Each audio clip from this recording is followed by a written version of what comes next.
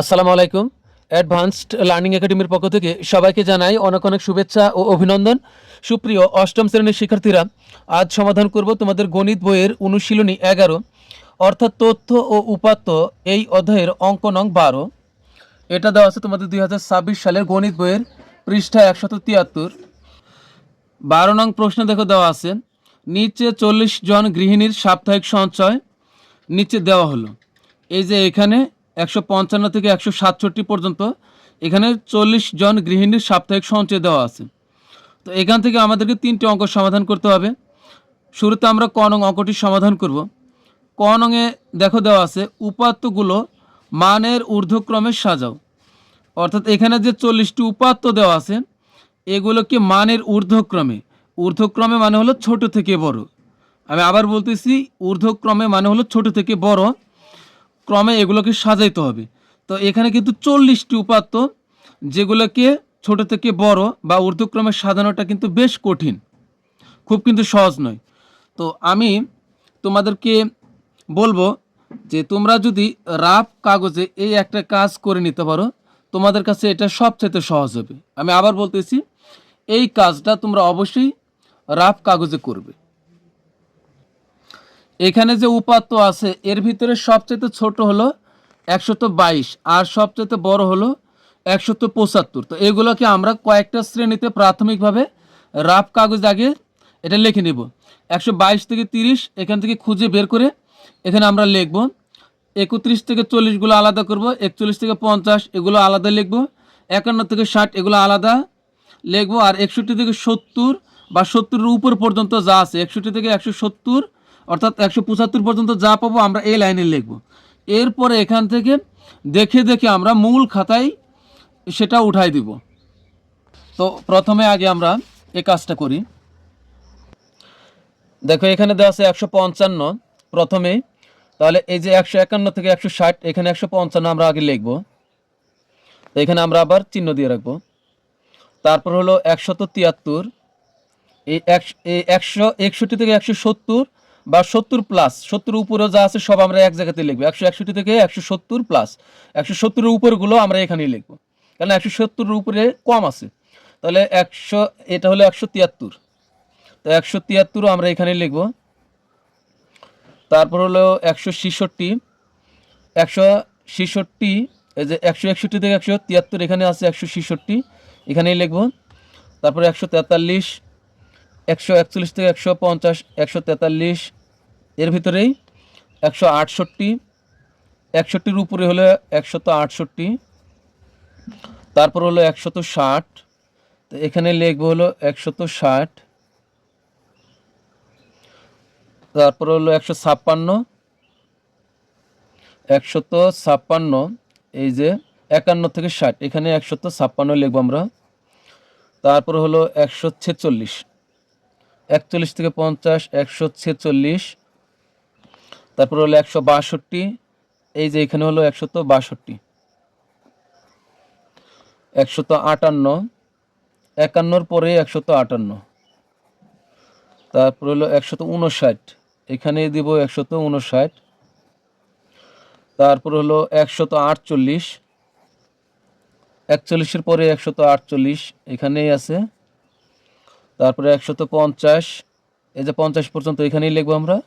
পরে আমরা এখান থেকে দেখে দেখে সাজাইলে একটু সুবিধা হবে। 147, 41, 147, তারপর হলো 132, 31-এর পরে 132, 136, 31 থেকে 40 এখানে আমরা লিখবো 136, তারপরে হলো 154 এই যে 51-র পরে 154, তারপরে হবে 140 এই 140, তারপরে 155, 51-র ঘরে 155, 145, 41 থেকে 50 এখানে 145, তারপরে 135, 31 থেকে এখানে 135, তারপরে হলো 151 এই যে 151-র ঘরে এটাই 151, 141 141, তারপরে হবে 169, এই যে 61 থেকে 70 প্লাস, এখানে 169, তারপর হলো 140, এই যে এটা হলো 140 পর্যন্ত, তারপরে 125 একদম এই যে শুরুতে, 122 থেকে 30, এখানে 125 লিখব, 122, এখানে 122, তারপরে 140, এই যে 40, তারপরে হলো 137, এই যে 31 থেকে 40 এর ভিতরেই 137, 175, এই যে 70 প্লাস, এখানে 175, তারপর হলো 145, 41-এর পরে 145, তারপর হলো 150, এই যে 51 থেকে 50, এখানে হবে 150, তারপর হলো 142, এই যে এখানে এটা আমরা একটু নিচে লিখলাম, 142, 164, 61 প্লাস, 164, তারপর হলো 156, 51 থেকে 60, এখানে 56, তো এটা নিচে লিখলাম, 56, 152, 51 থেকে, তাহলে এখানে 152, তারপর হলো 146, 41 থেকে 50, এখানে 146, 148, 50 এখানে, তাহলে এখানে 148, তারপর হলো 157, এই যে 51 থেকে 60, এখানে লিখবো 157, তারপর হলো 167, 167, তাহলে এটা। তো এখন আমরা এখান থেকে দেখে দেখে সাজাবো। তো এখন আমরা 12-র কোন অঙ্কটির মূল কাজ করব। এখানে আমাদেরকে বলছে যে মানের ঊর্ধ্বক্রমে সাজাও। ঊর্ধ্বক্রমে মানে হলো ছোট থেকে বড়। আমরা এই উপাত্তগুলোর ভিতরে যেটা সবচেয়ে ছোট এটা আগে লিখব, তার থেকে একটু বড় এটা তারপরে লিখব, তার চেয়েও আরেকটু বড় এটা তারপরে লিখব।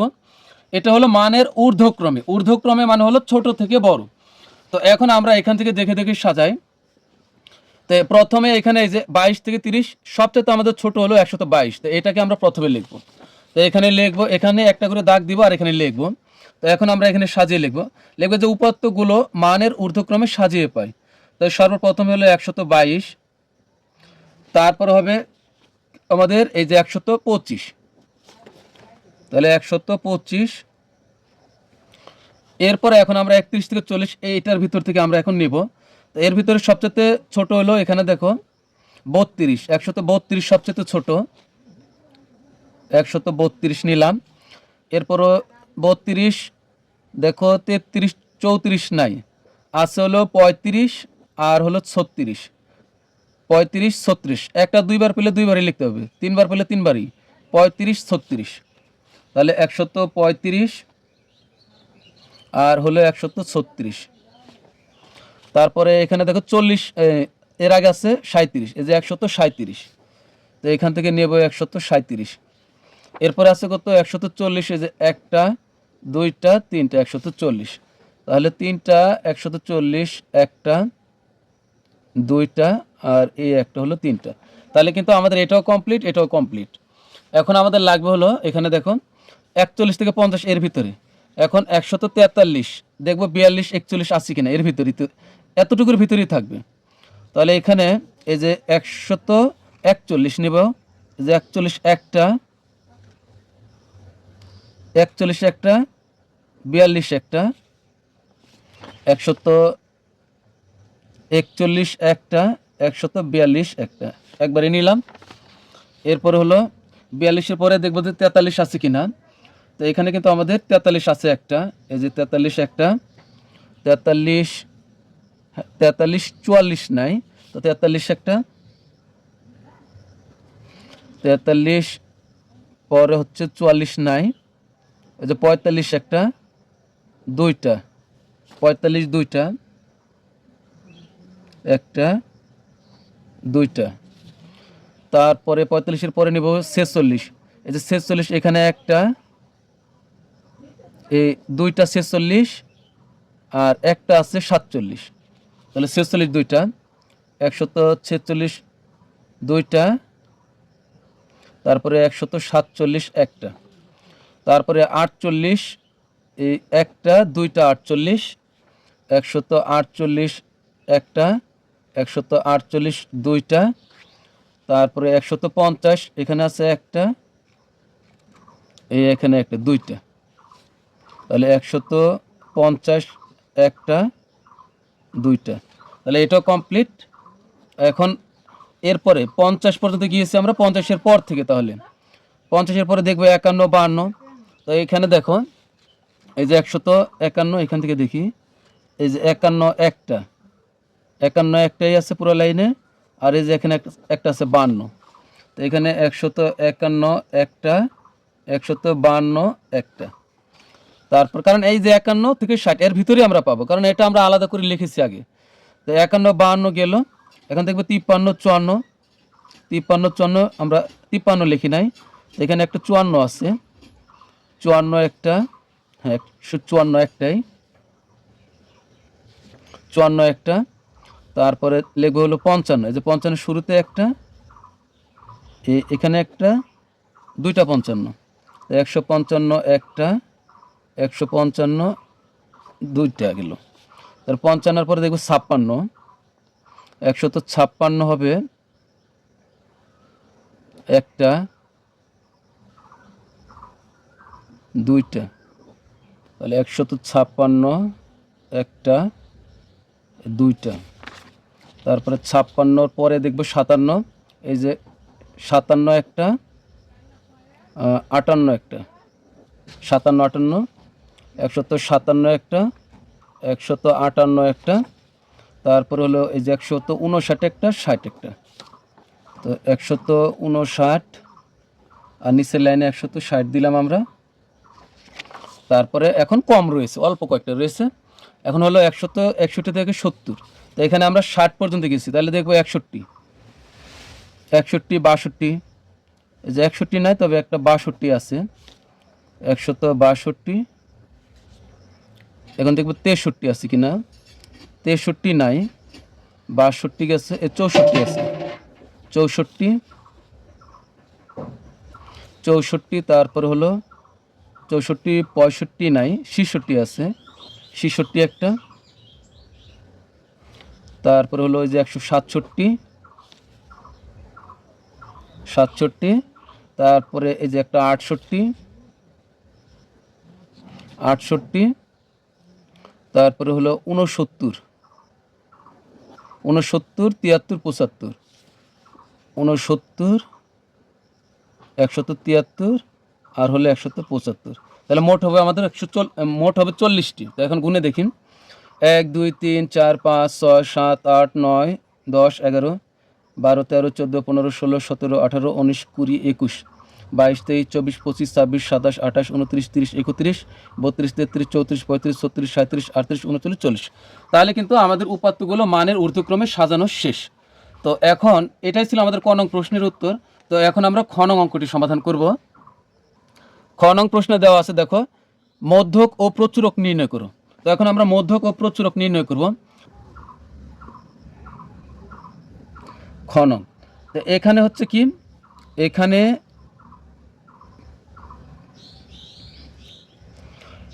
এই যে উপাত্তগুলো আছে, সমস্ত উপাত্তকে আমরা এন দ্বারা প্রকাশ করি।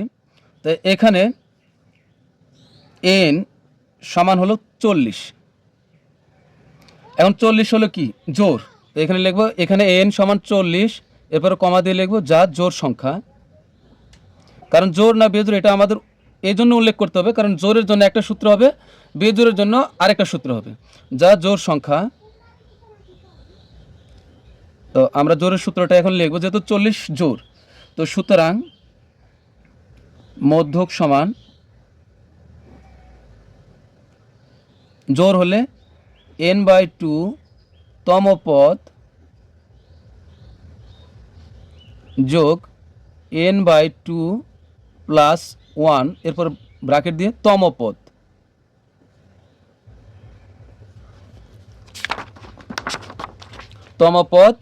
এরপরে ডিভাইডেড বাই 2, একদম সম্পূর্ণটা নিচে আবার আমরা 2 দ্বারা ভাগ করব। তো এখন বা না সমান এন এর মান কত, যে এন এর মান হলো 40, তো এখানে হবে 40, আর নিচে 2 এর 2ই থাকবে, তম পদ যোগ এই যে n/2 এর মান হবে 40/2 যোগ 1/1 তম পদ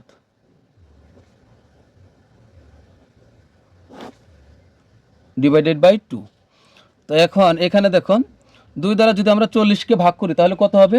2 দ্বারা 40কে ভাগ করলে হবে 20। তার মানে এখানে হবে 20তম পদ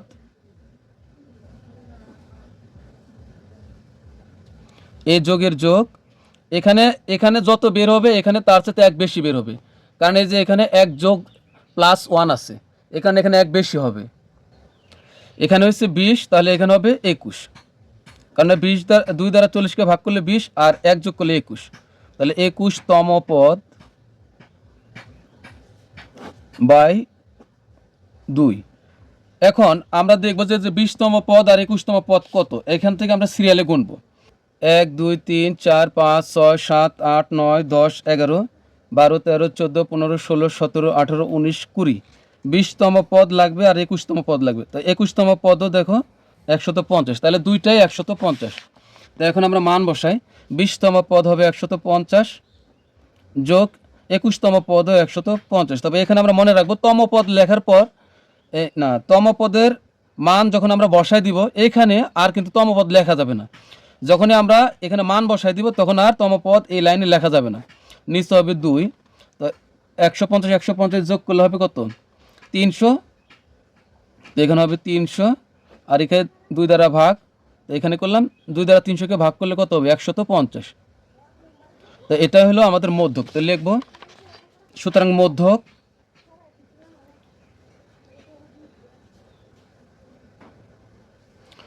মধ্যক হবে 150।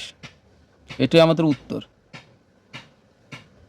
তো এখন আমরা এখন বলছে যে প্রচুরক নির্ণয় করতে বলছে। তো এখন আমরা লিখব প্রচুরক মানে হলো প্রচুর পরিমাণে বা বেশি পরিমাণে এখানে যেটা আছে সেটা হলো আমাদের প্রচুরক। তো এখানে 140 সংখ্যাটি সবচেয়ে বেশি বার আছে, তো এটা আমরা লিখে দিব।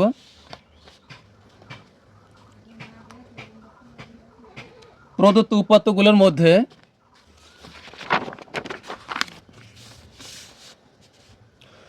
তো এখানে আমরা লিখে দিব ক হতে প্রাপ্ত। আমরা কিন্তু ক নঙ্গে এটা সাজাইছিলাম, তো এই জন্য আমরা লিখব যে ক হতে প্রাপ্ত, কারণ ক নঙ্গে আমরা সাজাইছিলাম। ক হতে প্রাপ্ত উপাত্তগুলোর মধ্যে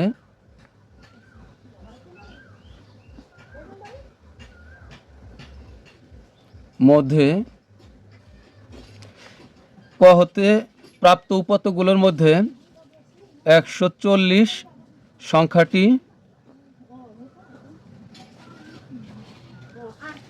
সর্বাধিক 3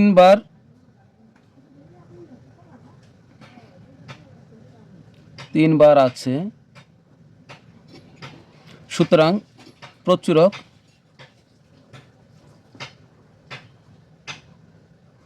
প্রচুরক 140। এখানে আমরা প্রচুরক 140, কিন্তু এরপর আমরা টাকা নেব, কারণ অঙ্কটা আসলে টাকার ব্যাপারে। অঙ্কটি যেহেতু টাকার ব্যাপারে এই কারণে আমরা এখানে আবার টাকা লিখে দিব। তো এটাই হলো আমাদের খ নং প্রশ্নের উত্তর। এখন আমরা গ নং অঙ্কটি সমাধান করব। গ নং প্রশ্নে দেখো দেওয়া আছে শ্রেণী ব্যবধান 5 ধরে গণসংখ্যা নিবেশন সারণী তৈরি করে গড় নির্ণয় করো। তো গণসংখ্যা নিবেশন সারণী তৈরি করার প্রথম শর্ত হলো আমাদের পরিসর নির্ণয় করতে হবে।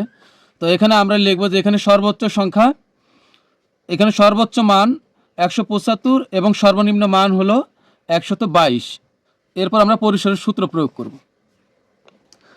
তা আমরা লিখব যে এখানে সর্বোচ্চ মান 175 এবং সর্বনিম্ন মান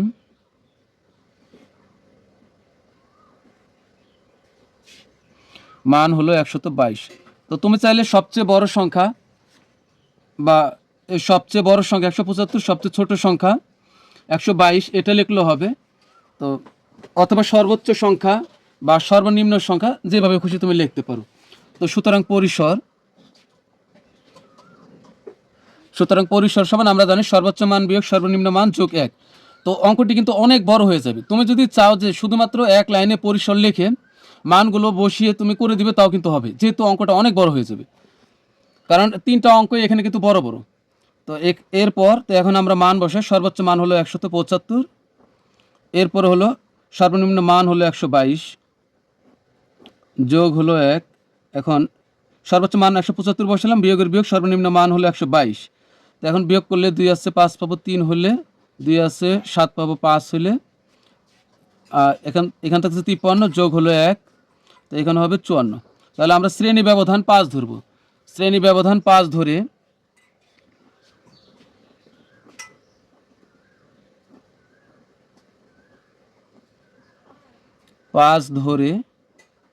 শ্রেণীর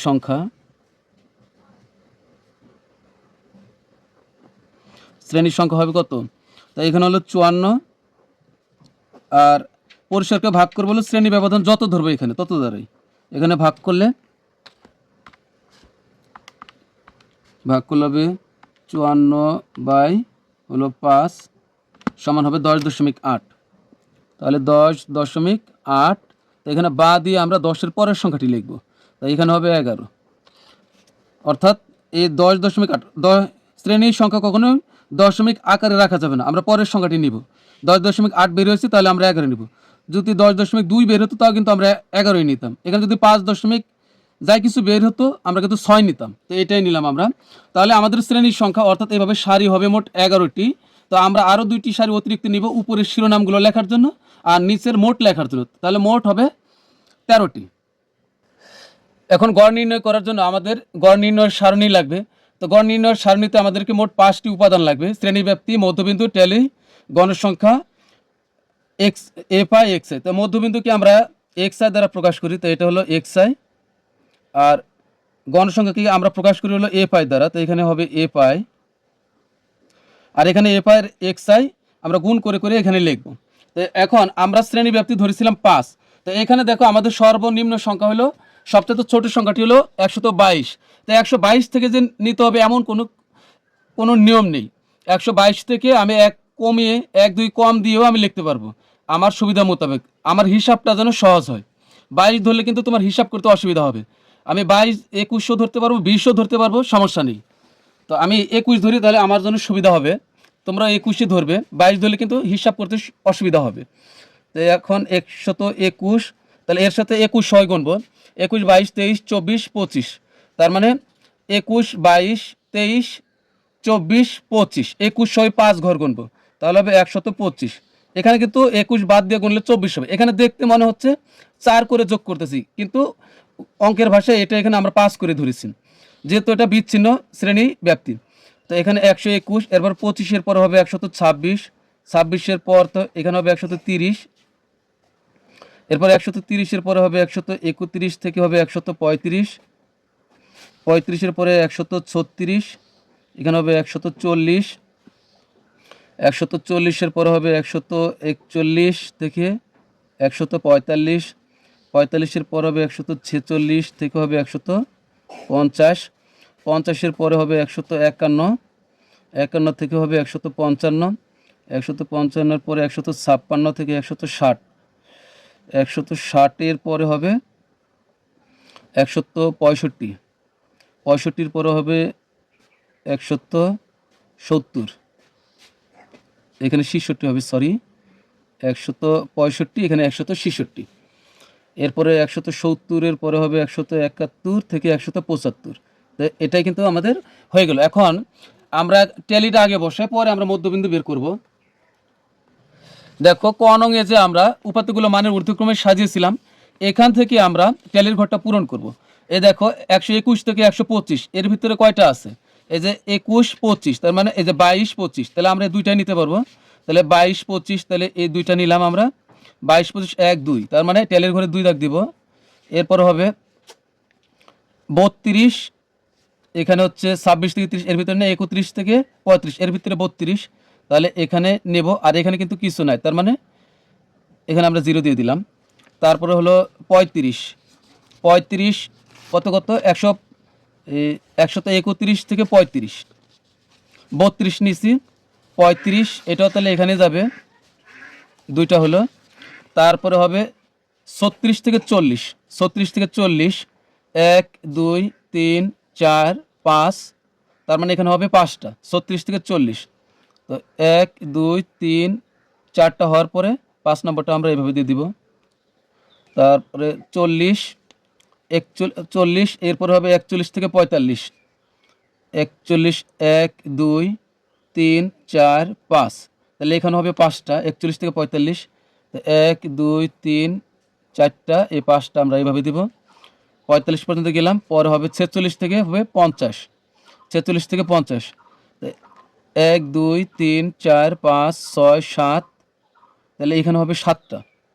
তো 1, 2, 3, 4, 5, 6, 7। 51 থেকে হবে 55, 1, 2, 3, 4, 5, তাহলে এখানে হবে 5টা। 51 থেকে 55, আবার দেখি 1, 2, 3, 4, 5, 5টাই হবে এখানে। 1, 2, 3, 4, 5টা। তারপরে হবে 56 থেকে 60, 56 থেকে 60, 1, 2, 3, 4, 5, 6টা এখানে।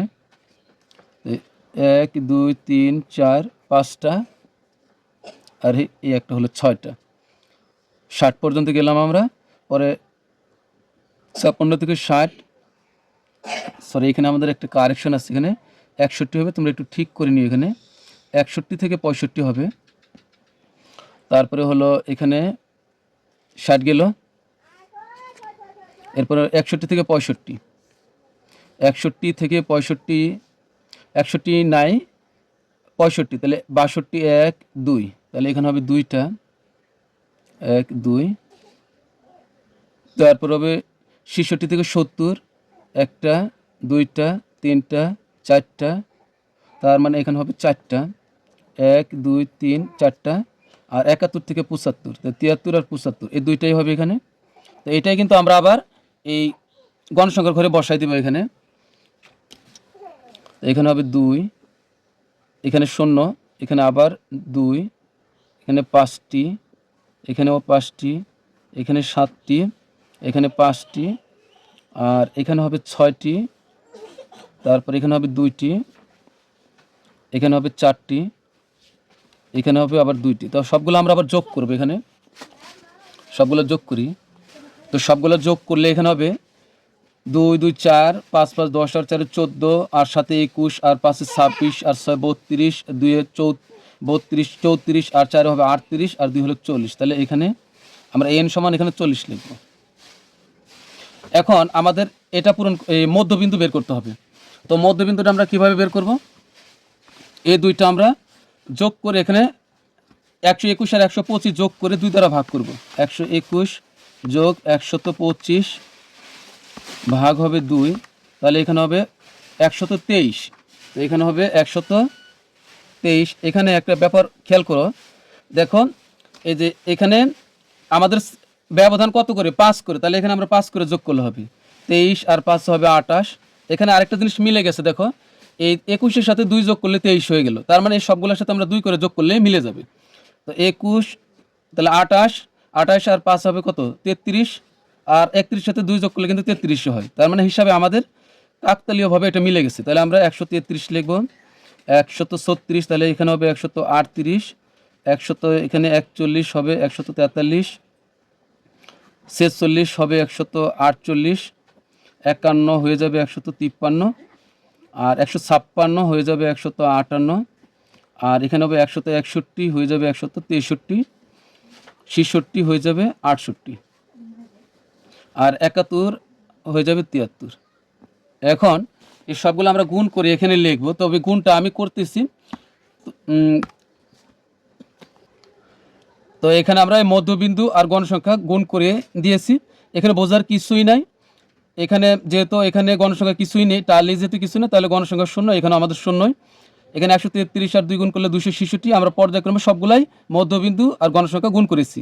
এখন এখানে আমাদের যোগফল হবে এই যে সামেশন। এটা হলো সামেশন, মানে হলো সমষ্টি বা যোগফল। সামেশন তুমি চাইলে এখানে যোগফলও লিখতে পারবে বা সমষ্টি লিখলেও হবে, সমস্যা নেই, বাংলায় লিখলেও হবে। Summation F I x I. তো এখানে যোগ করলে হবে আমাদের 6010। তো এখন আমরা লিখব যে সুতরাং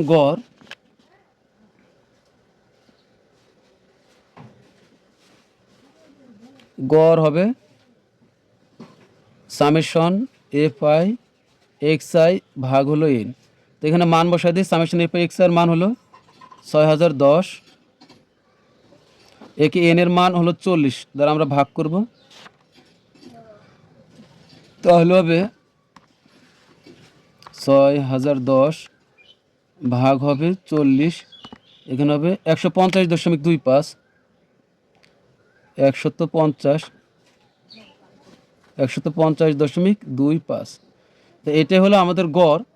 তা এখানে হচ্ছে কি গড়, তাহলে এখানেও আমরা টাকা লিখে দিব।